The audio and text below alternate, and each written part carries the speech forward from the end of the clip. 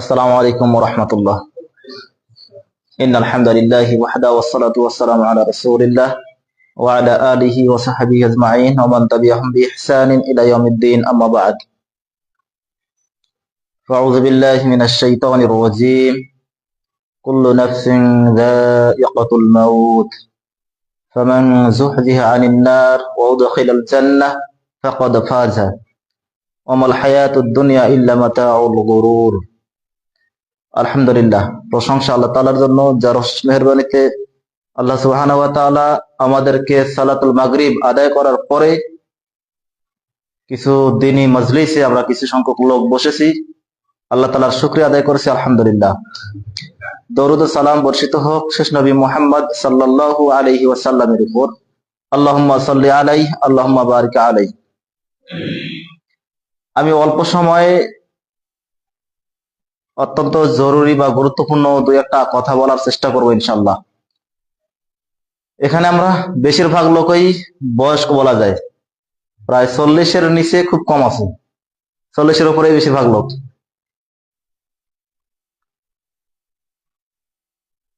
যাই হোক, আমি যে একটা আয়াত তেলাওয়াত করেছি সূরা আল ইমরান আয়াত নম্বর 185, একটা আয়াত বলেছি। এই আয়াতে আমাদের কি দিক নির্দেশনা রয়েছে, এই আয়াতে কি বলা হয়েছে, এটা আমরা একটু দেখব। আমরা প্রত্যেকে সফল হতে চাই, পৃথিবীতে এমন কোন লোক নেই যে সফল হতে চায় না। প্রত্যেকে চাই আমি সফল হই, প্রত্যেকে আমরা সফল ব্যক্তি হতে চাই, কিন্তু সফল কারা, কিভাবে সফল হওয়া যাবে এটা কিন্তু আমরা জানি না। সফল কাকে বলে? সফল কেউ মনে করছে ও করছে 3 তলা বাড়ি, আবার করা লাগবে 4 তলা বাড়ি। অমুকের একটা গাড়ি ভালো কিনেছে, আমার তার থেকে ভালো মানের গাড়ি কিনতে হবে, আমরা এটাকে সফলতা মনে করি। কিন্তু এর পরেও আমাদের শেষ হয় না। সম্পদ আমি কতটুকু উপার্জন করব, আমার দরকার 10 লক্ষ টাকা, 10 লক্ষ টাকা হয়েছে, আবার আমার দরকার আরো 10 লক্ষ টাকা, 1 কোটি টাকা দরকার, 1 কোটি হয়েছে, এবার 5 কোটি দরকার, তারপর 10 কোটি দরকার। আসলে এই সীমাটা কখন শেষ হবে? সীমাটা মানুষের কখন শেষ হবে? সফলতার একদম উচ্চ শিখরে কখন সে পৌঁছাবে, এটা আমাদের অত্যন্ত জানা জরুরি। আপনি যদি এই টার্গেটটাকে ফেল করেন, তাহলে কিন্তু আপনি কখনো সফলতার মুখ দেখবেন না। আপনি হতে পারেন 500 কোটি টাকার মালিক, আপনি হতে পারেন 1000 কোটি টাকার মালিক। আপনি যদি সফলতার শীর্ষস্থানে যেতে চান, তাহলে আপনার একটা টার্গেট থাকতে হবে। এমনও হতে পারে টার্গেটটা 1 লাখ টাকার মধ্যেও হতে পারে, 5 লক্ষ টাকা হতে পারে, 5 কোটি টাকাও হতে পারে। আপনার একটা টার্গেট থাকতে হবে। আমি আয়াত তেলাওয়াত করলাম, আল্লাহ তাআলা বলেছেন কুল্লু নাফসিন যায়িকাতুল মাউত। প্রত্যেকটা মানুষকেই, প্রত্যেকটা আত্মাকেই, প্রত্যেকটা জিন ইনসানকে, প্রত্যেকটা গাছপালা পশু পাখি যারই জীবন আছে, আল্লাহ তাআলা যাকেই জীবন দিয়েছেন তাকেই মৃত্যুর স্বাদ গ্রহণ করতে হবে, তাকেই মরতে হবে। আল্লাহ তাআলা এটা বলছেন যে মানুষ মরবে। এই কথাটা বলছে, মানুষ মরবে কিভাবে জানেন? প্রত্যেকটা মানুষের পিছনে মালাকুল মাউত রয়েছে, মৃত্যুর ফেরেশতা রয়েছে। জান কবজ করার জন্য সে একেবারে পিছনে ধাওয়া করছে মানুষকে, প্রত্যেকটা মানুষকে ধাওয়া করছে। প্রতি সেকেন্ডে মানুষ 30 লক্ষ কিলোমিটার বেগে মৃত্যুর দিকে ধাবিত হয়। 1 সেকেন্ডে যদি এরকম হয়, তাহলে মানুষের হায়াত কখন শেষ হবে, কখন কি হবে, আমরা তো এটা বুঝতে পারছি না। আমি একটু বলি, একটা গল্প বলি, ছোট্ট একটা গল্প। জনকে একজন ব্যক্তিকে একটা সিংহ তাড়া করেছে বা বাঘ তাড়া করেছে। এই বাঘ তাড়া করছে, ভয়ে পালাতে পালাতে পালাতে পালাতে একটা গাছে চড়েছে। বাঁচতে তো হবে, একেবারে গাছে চড়েছে। গাছে চড়ে একেবারে একটা ডালে বসছে, যাতে করে সে একটু শান্তি পায়। ডালে বসার পরে দেখতেছে, এই গর্তটা দেখতেছে, এখানে একটা আছে, ধরলেই খেয়ে নিবে। এরপরে সে তো একটু ভয় পেয়ে গেল, আরে এত বড় গর্ত, এখানে এত বড় সাপ, আমি যদি পড়ে যাই, তাকে একটু নড়ে চড়ে আবার ভালো হয়ে বসতে হবে, এই চিন্তা করলো। হঠাৎ করে ভাবতেছে নামবো কিভাবে, দেখি গাছের গোড়ায় দেখতেছে একটা সাদা একটা কালা, দুইটা ইঁদুর একবারে গাছের গোড়া কাটা শুরু করে দিয়েছে। সাদা কালো ইঁদুর গাছের গোড়া কাটা শুরু করে দিয়েছে, মানে এক এক করে ধীরে ধীরে ধীরে ধীরে ধীরে ধীরে কাটছে। কোন এক সময় তো গাছের গোড়াটা কাটা শেষ হবে, আবার সিংহ সেখানে দাঁড়িয়ে আছে গাছের গোড়ায়, যে সে যদি নামে সঙ্গে সঙ্গে তাই খেয়ে নিবি। দাঁড়িয়ে আছে, অপেক্ষায় করছে। এই দেখে গাছের গোড়া কাটানো হচ্ছে, এই দেখে গাছটা পড়লেই গর্তে পড়ে যাবে। লোকটা খুবই চিন্তিত, একেবারে চিন্তিত। এই অবস্থায় লোকটা কি করবে না করবে দিশাহারা, একদম দিশাহারা, কি করে আর না করে, কোন দিকে ছোটে আর না ছোটে। এই অবস্থায় হঠাৎ করে ঘুরতে ঘুরতে দেখছে একটা বিশাল মৌচাক, কিন্তু মৌচাকে কোনো মৌমাছি নেই। হাত দিয়ে দেখে যে মধু আছে, ভরা মধু, মৌমাছি নেই। সে ওখান থেকে নিয়ে দেখে চেক করার জন্য, দেখে যে কেমন কি, দেখে খুব ভালো লাগলো, আবার নেয় আবার খায়, আবার নেয় আবার খায়। এই মধু খেতে খেতে খেতে খেতে একেবারে তার সব ভুলে গেছে। পিছনে যে সিংহ তাড়া করছে, গাছের গোড়া কাটা হচ্ছে, গাছ থেকে ওখানে পড়ে গেলে যে তার গর্তের মধ্যে পড়ে যাবে, তাকে হা মিলে আছে সাপ তাকে খেয়ে নিবে, সব ভুলে গেছে। এই পর্যায়ে ইমাম গাজ্জালি তিনি উদাহরণ দিচ্ছেন, মানুষকে বুঝাচ্ছেন, শোনো, যে সিংহ তাড়া করছে ওটা সিংহ বলতে ওটা মালাকুল মাউত। এটা হলো মালাকুল মাউত, মৃত্যুর ফেরেশতা মানুষকে তাড়া করছে। গাছের গোড়া কাটা হচ্ছে মানে মানুষের দিন আর রাত পার হয়ে যাচ্ছে, মানুষ দিন রাতকে মূল্যায়ন করতে পারছে না। ওই যে গর্তটা হলো কবর, মা গাছের গোড়া কাটা হলে সে কবরে পড়ে যাবে, অথবা মালাকুল মাউত তাকে কবরে ঢুকাবে। আর হামিলে আছে সাপ, মানে ওটা তার শাস্তি, আযাব। এই উদাহরণ দিচ্ছেন। আল্লাহ তাআলা বলছেন ওয়ালা আসর, সময়ের কসম, ইন্নাল ইনসানা লাফি খুসর, নিশ্চয়ই মানুষ অবশ্যই ক্ষতির মধ্যে আছে। এই কথার ব্যাখ্যা বিদ্বানরা বুঝতে পারছিলেন না। মানুষ ক্ষতির মধ্যে আছে মানে সময়কে মূল্যায়ন না করার কারণে। জনৈক বিদ্বান এইভাবে বলছেন যে এর মানে আমি খোঁজার চেষ্টা করছি, এটার অর্থ কি হতে পারে, এটা কি অর্থ হতে পারে। খুঁজতে খুঁজতে খুঁজতে খুঁজতে হঠাৎ করে একজন বরফ বিক্রেতা এভাবে বলছেন, ইরহামু মাইয়াদিবু রাসু মালিহি, তোমরা কে কোথায় আছো, তোমরা যার পুঁজি প্রতি মুহূর্তে শেষ হয়ে যাচ্ছে তার দিকে তোমরা রহম করো। যার পুঁজি প্রত্যেকটা মুহূর্তে শেষ হয়ে যাচ্ছে তাকে তোমরা দয়া করো, রহম করো, মানে তোমরা দ্রুত এই বরফগুলো কিনে নিয়ে আমাকে একটু হেল্প করো। এই কথা যখন বললেন, সঙ্গে সঙ্গে তিনি বলছেন, হাদা মা'না সূরাতুল আসর, আরে এটাই তো সূরা আসরের অর্থ, এটাই হলো সূরা আসরের অর্থ। ইমাম রাজি রাহিমাহুল্লাহ তিনি এইভাবে বলছিলেন, এটাই হলো সূরা আসরের অর্থ। যার দিন রাত মানুষের সময় পার হয়ে যাচ্ছে, কিন্তু মানুষ সময়টাকে মূল্যায়ন করছে না। তারপরে মানুষের সময় পার হয়ে যাচ্ছে, মানুষ সময়টাকে মূল্যায়ন করবে না। যখনই মানুষ সময়টাকে মূল্যায়ন করবে না, তখনই মানুষ ক্ষতির মধ্যে পড়ে যাবে, বা তখনই মানুষ দুনিয়াকে প্রাধান্য দিবে, আখিরাতকে ভুলে যাবে।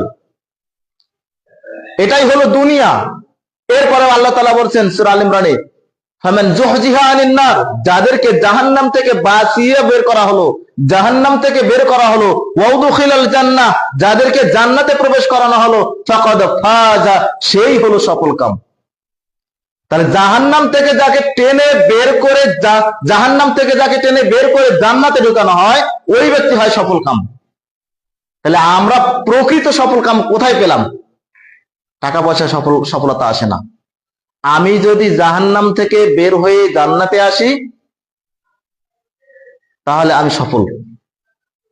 আমি এজন্য কয়েকদিন আগেই বললাম যে আমি মারা যাবো না, আমি মারা যাব না, আমি মারা যাবো, আমার তো মরতে হবে, আমি মারা যাব, কিন্তু আমি মরতে চাই না। আমি মরতে চাই একটা শর্তে, আল্লাহ যদি আমাকে জাহান্নাম থেকে বের করে জান্নাতে দেয়, আমাকে যেন জাহান্নাম আল্লাহ তাআলা না দেয়, তাহলে আমি সফল, তাহলে আমি মরতে রাজি আছি। এই চিন্তাটা আমাদের মধ্যে আসা যায় না? অনেক সাহাবী একটা শর্তে, একটা বাক্যের কারণে তার জীবন দিয়ে দিয়েছে। শুনছে কি, তোমরা যদি ওখানে কাফেরদের বিরুদ্ধে যুদ্ধ করো, বদরের যুদ্ধ, উহুদের যুদ্ধ, খন্দকের যুদ্ধ, এগুলোতে যদি তোমরা শাহাদাত বরণ করো, তোমাদের একটাই প্রতিদান জান্নাত। তারা জান্নাতের আশায় তারা তাদের খাবারটুকু না খেয়ে একদম ছুটে চলতো, জীবন দেওয়ার জন্য তারা প্রস্তুত। নতুন বিয়ে করে এনেছে, গোসল করার সময় পায়নি। হানজালা রাদিয়াল্লাহু তাআলা আনহু চলে গেছে যুদ্ধের ময়দানে, শাহাদাত বরণ করেছে, গোসল ফরজ হয়েছিল, গোসল করার টাইম পায়নি, ফেরেশতারা তাকে গোসল করিয়েছেন। সুবহানাল্লাহি ওয়া বিহামদিহি। তাহলে আপনারা কি মনে করতে চান মানুষ সফল কোথায় হবে? তখনই সফল হবে যখন মানুষ জান্নাতে প্রবেশ করতে পারবে। আজকের মানুষ কত বোকা! আজকে আমাদের বয়স হয়েছে 60 বছর, আজকে আমাদের বয়স হয়েছে 70 বছর, কারো হয়েছে 50 বছর, কারো হয়েছে 40 বছর। এই হায়াতের পরে মানুষ কতক্ষণ দুনিয়াতে থাকবে? আপনাদের কথা যদি বলি, আমার কথা একটু পরে বলি, আপনাদের কথা যদি বলি, আপনাদের কারো কেউ গ্যারান্টি দিতে পারবেন না, যারা বয়স্ক লোক আছেন, যে একটু পরে আপনারা জীবিত থাকবেন, কেউ এই গ্যারান্টি দিতে পারবেন না। শুধু আপনার নয়, আমাদের মতো যারা তরুণ, যারা যুবক, যারা এসএসসি পরীক্ষার্থী, যারা ইন্টারমিডিয়েট পরীক্ষার্থী, যারা ডিগ্রি পরীক্ষার্থী, যারা বিএসসি পরীক্ষার্থী, বিভিন্ন শিক্ষক পরীক্ষার্থী, এনটিআরসিএ, বিভিন্ন পরীক্ষার্থী যারা আছেন, প্রত্যেকের অবস্থা এখন যদি কেউ, আল্লাহ যদি তার হায়াত শেষ করে দেন, এখন সে হঠাৎ করে ছুটতে ছুটতে কোনো একটা গাড়ি তাকে আটকে দিবে, অ্যাক্সিডেন্ট করাবে, অথবা কোনো একটা অঘটন ঘটছে যার ফলে সে মৃত্যুবরণ করেছে, অথবা কেউ এসে তাকে মারছে। আসলে কি তার হায়াত শেষ না হইতে সে মারা যাবে? হায়াত আছে না নেই? হায়াত ওখানে তার শেষ, হায়াত তার আর নেই, হায়াত এখন নেই। হায়াত নেই এই কারণে অন্য একজন এসে মারছে, ওটা একটা ওসিলা। অ্যাক্সিডেন্ট হয়েছে মানে ওখানে তার হায়াত শেষ। হায়াত যদি তার বাঁচে 1 সেকেন্ড, যদি তার হায়াত বেশি থাকে 1 সেকেন্ড বাঁচে থাকবে। একদিন যদি তার হায়াত বেশি থাকে, একদিন আগে সে মরবে না। 1 বছর যদি তার হায়াত বেশি থাকে, 1 বছর আগে সে মরবে না। আমরা আমাদের সময়টাকে কিভাবে মূল্যায়ন করি? আমরা দেখি তো, একটা মানুষ যদি প্রতিদিন 8 ঘন্টা করে ঘুমায়, তাহলে 8 ঘন্টায় যদি ঘুমায়, তাহলে বছরে সে কতক্ষণ ঘুমাবে? মানে 3 বছরে 1 বছর ঘুমাবে। 3 বছর যদি তার হয়, 1 বছর ঘুমে যাবে। 24 ঘন্টায় 1 দিন, 24-এর 3 ভাগের 1 ভাগ হল 8 ঘন্টা। তাহলে 60 বছর যদি কেউ যদি জীবন যাপন করে, পার করে, তাহলে 60 বছরের মধ্যে 20 বছর তার ঘুমে চলে যায়। মানে এইরকম করে হিসাব যদি আপনাকে দিতে যাই, তাহলে এক সময় দেখবেন যে আপনার জীবনের জন্য, আমার জীবনের জন্য কোনো সময় নেই, আমার জীবনে ভালো কিছু করার সময় নেই। তাহলে আল্লাহ তাআলা বলছেন, এই মানুষ যখন সময়কে মূল্যায়ন করবে না, মানুষ যখন দুনিয়াকে প্রাধান্য দিবে, পরকালকে ভুলে যাবে, তখন মানুষের যে মৃত্যু তার পিছনে আছে, তার যে কবর সামনে আছে, তার যে আযাব আছে, এগুলো যখন ভুলে যাবে, সে জাহান্নামের মধ্যে সে তাকে যেতে হবে।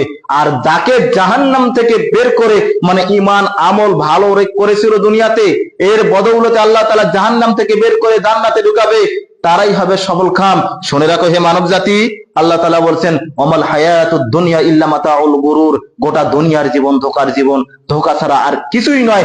দুনিয়া মানেই ধোঁকা, যেখানে যাচ্ছেন সেখানেই ধোঁকা।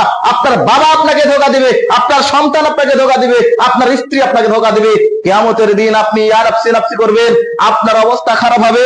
আপনি দেখছেন আপনার সন্তান এখানে আছে, আপনার সন্তানের কাছে যাবেন, আপনাকে সন্তান দেখার সঙ্গে সঙ্গে সন্তান পালিয়ে যাবে।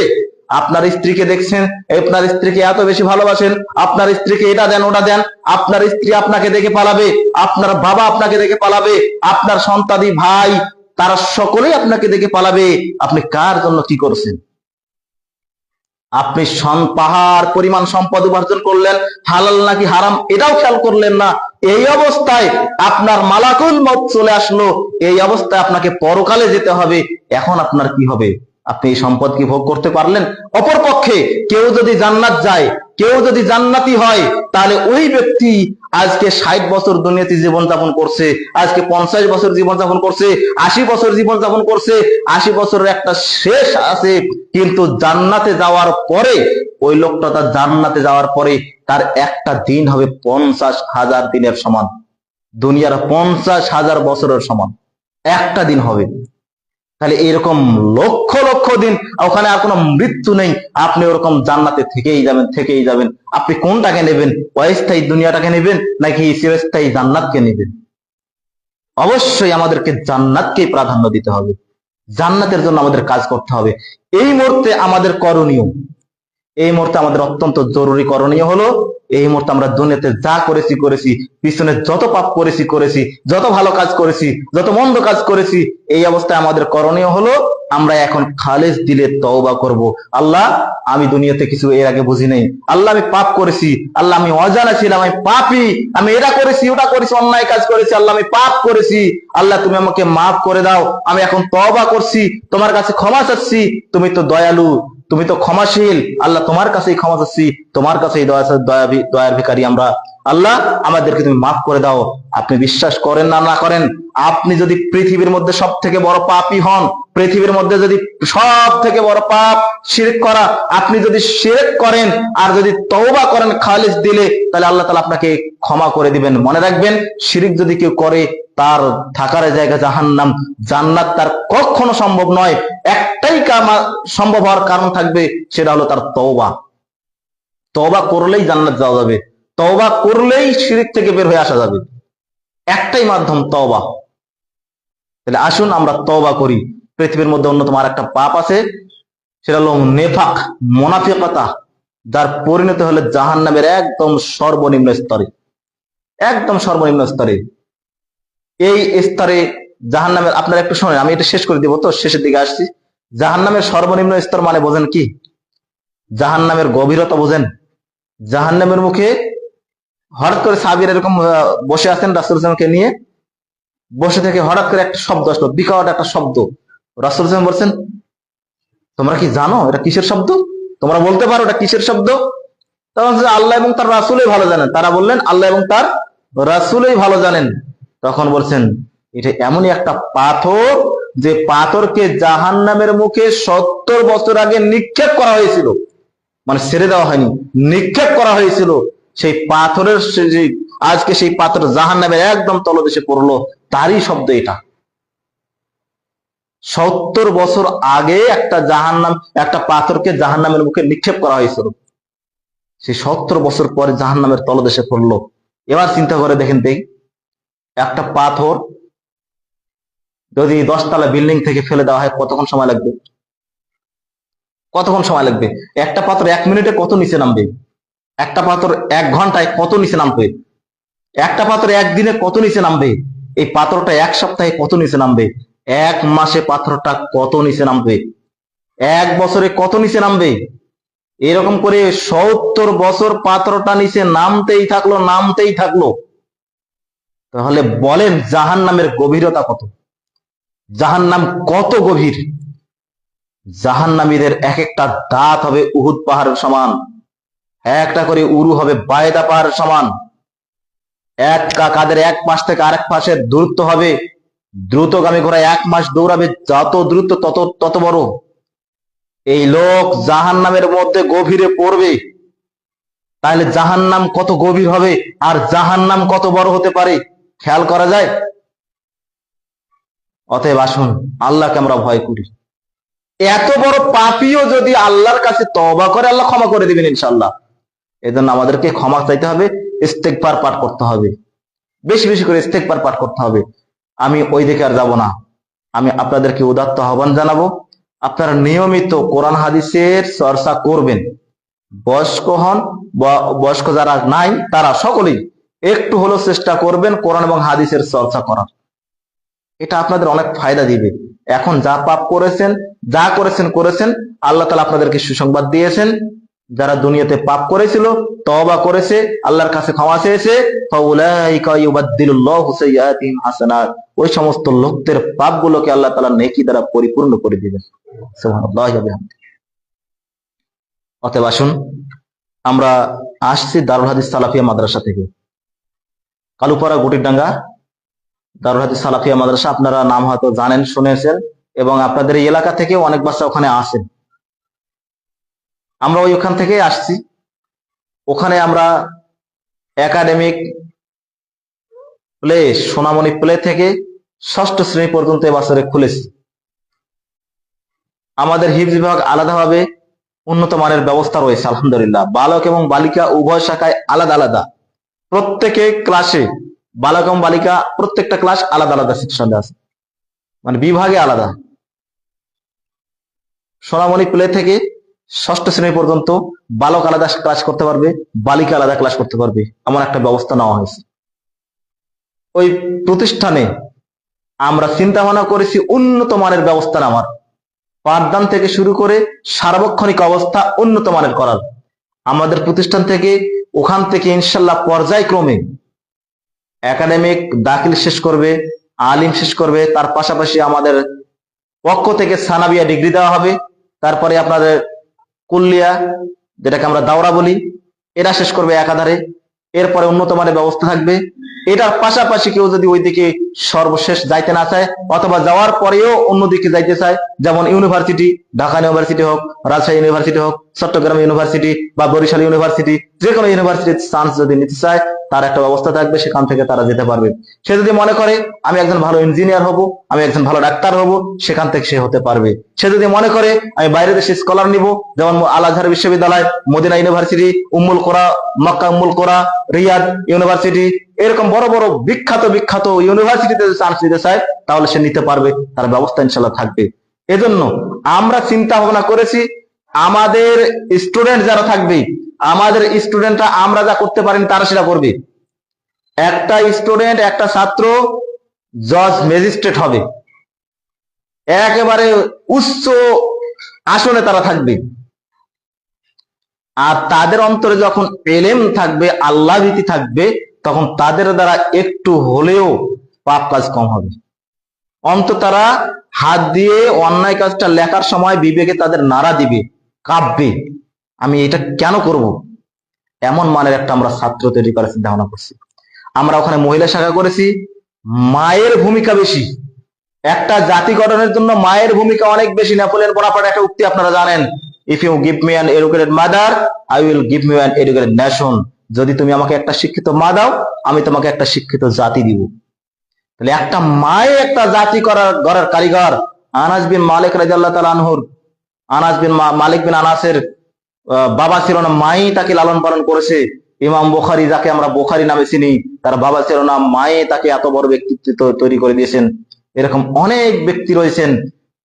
আনাস বিন মালিক তিনিও শৈশবে মায়ের দ্বারাই লালিত পালিত হয়েছেন, রাসূল সাল্লাল্লাহু আলাইহি ওয়াসাল্লামের ঘরে লালিত পালিত হয়েছেন। একমাত্র অবদান ছিল মা।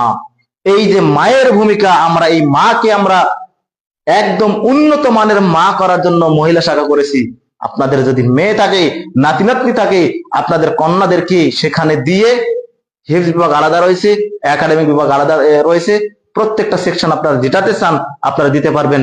ছেলে শাখায় আপনারা দিতে পারবেন, আলাদা ওখানে ব্যবস্থা রয়েছে। এমনকি আমরা এই দিক থেকে অনাবাসিক যারা আছে, অনাবাসিক বাচ্চা, তাদের জন্য আমরা গাড়ির ব্যবস্থা করার চিন্তা ভাবনা করছি, যারা এই দিক থেকে চলে যাবে। আমার জানা মতে গোটা বদরগঞ্জে আমি যতটুকু বুঝি, যে মানের দারুল হাদিস সালাফিয়া মাদ্রাসা গুড়িরডাঙ্গা কাজ করা হচ্ছে, এই মানের গোটা বদরগঞ্জে নাই, এটা আমার বিশ্বাস। আমি নিজেও ঘুরেছি, এটা আমার বিশ্বাস। এই মানের এই ক্যাটাগরি নেই, অথবা এইরকম চিন্তা ভাবনা অনেক করতেছে, কিন্তু সফলতার সঙ্গে আগাতে পারছে না। তো আপনারা দোয়া করবেন, অন্তত আমাদের প্রতিষ্ঠানের জন্য অন্তর থেকে দোয়া করবেন, খালেজ দিলে দোয়া করবেন, আল্লাহ যেন প্রতিষ্ঠানটাকে কবুল ও মঞ্জুর করে নেয়, আমিন। ওরা কোনো ব্যক্তিগত প্রতিষ্ঠান নয়, কোনো ব্যক্তির মালিকানাধীনও নয়। হাদিস ফাউন্ডেশন শিক্ষা বোর্ড রাজশাহী অধিভুক্ত একটা প্রতিষ্ঠান, যেটা কোনো ব্যক্তি যদি চায় যে হয়তো সেখানে টাকা পয়সা হবে, ওই টাকা পয়সা কমিটির ভাগ করে নেবে, অথবা অন্য কেউ পকেট মেরে খাবে, এর কোনো সুযোগ ওখানে নেই। অতএব ওখানে ব্যক্তির কোনো সংস্পর্শ নেই। এজন্য আপনারা অন্তর থেকে দান সাদাকা সেখানে করতে পারবেন। আর আগামী 22 ডিসেম্বর ভাই বলে দিলেন মাহফিল আছে, আপনারা মাহফিল, আপনাদের অগ্রিম দাওয়াত দেওয়া হলো, আপনারা অবশ্যই আসবেন। প্রধান আলোচক হিসেবে থাকবেন Sheikh Shariful Islam Madani, listen Medina university, সাবেক দায়ী বাহরাইন। এছাড়াও বাংলাদেশ আলেম যুব সংঘের সম্মানিত সভাপতি তিনি ডক্টর আব্দুল হালিম, তিনি পিএইচডি ডিগ্রিধারী একজন ব্যক্তি, পিএইচডি করছেন শেখ সফিউর রহমান মুবারকপুর রাহিমাহুল্লাহকে নিয়ে। তার উন্নত মানের একটা পিএইচডি রয়েছে, ডিগ্রি আছে। তিনি আল মারকাজুল ইসলামিয়া সালাফিয়ের অন্যতম শিক্ষক, সোনামণির দীর্ঘদিন ধরে পরিচালক হিসেবে ছিলেন।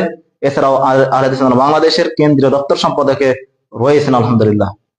আপনার নাম শুনলেন মুফতি মারুফ কাশিমি। মুফতি মারুফ কাশিমি তিনি দেওবন্দ থেকে পড়ালেখা করেছেন, বাংলাদেশের হাটহাজারী বিভিন্ন জায়গায় পড়ালেখা করেছেন, সেখান থেকে দেওবন্দে একেবারে যেটাকে ফাজিলে দেওবন্দ যেটাকে আমরা বলি, সেটা তিনি অর্জন করেছেন। এরপরে বাংলাদেশে বিভিন্ন প্রতিষ্ঠানে মুহতামিম হিসেবে ছিলেন, বড় বড় ডিগ্রিধারী ছিলেন। তার অন্যতম আরেকটা প্রতিষ্ঠান আছে হাটহাজারী, যেটাকে বলা হতো, আগে থেকে বলা হতো যে সর্বোচ্চ মাযহাবী ভাইদের সর্বোচ্চ ডিগ্রিধারী একটা প্রতিষ্ঠান হাটহাজারী, সে মঈনুল ইসলাম হাটহাজারী, সেখানকারও তিনি একজন শিক্ষক হিসেবে ছিলেন। আমরা ওনাকেও নিয়ে আসছি। ওনায় আলহামদুলিল্লাহ উনি দীর্ঘদিন ধরে আকীদাকে লালন করছেন, আহলে হাদিস আকীদা, কিন্তু তিনি কারো কথা মানে চাপের মুখে পড়ার ভয়ে এটা মুখে প্রকাশ করতে পারেননি, উল্টা গালাগালি করেছেন। আলহামদুলিল্লাহ এখন তিনি পরিষ্কার করে বলে দিয়েছেন যে আমি আহলুল হাদিস, তার মানহাজ তিনি স্পষ্ট করে দিয়েছেন। আলহামদুলিল্লাহ তাকে আমরা নিয়ে আসার চেষ্টা করছি এবং তাকে আমার আনার পরিকল্পনা করছি, কথা বলেছি, তিনিও আসবেন ইনশাল্লাহ। আর আমরা তো স্থানীয়ভাবে বিভিন্ন লোক আসি, আপনারা সহযোগিতা করবেন অর্থনৈতিক দিক থেকে। আমাদের মাদ্রাসায় মানে ইনস্ট্যান্ট 3 লক্ষ টাকা কমপক্ষে দরকার মাহফিল সহ, এটা আমরা লক্ষ্য করছি, হিসাব করেছি। এই টাকাটা আমাদের অত্যন্ত জরুরি। এই কারণে আমরা একটু দান সাদাকাও করছি। আপনাদের ওসর, আপনাদের জাকাত এখানে একটা অংশ দিবেন। ওসর কালেকশনের জন্য আমরা আসবো, আপনারা ওসরের জন্য অবশ্যই সহযোগিতা করবেন। যার যতটুকু ওসর হয়েছে বেশিরভাগ ওসরটা দেওয়ার চেষ্টা করবেন ইনশাল্লাহ। আল্লাহ তাআলা আমাদের সকলকে কবুল ও মঞ্জুর করেন, আমিন। ওয়া আখিরি দাওয়ানা আলহামদুলিল্লাহি রাব্বিল আলামিন।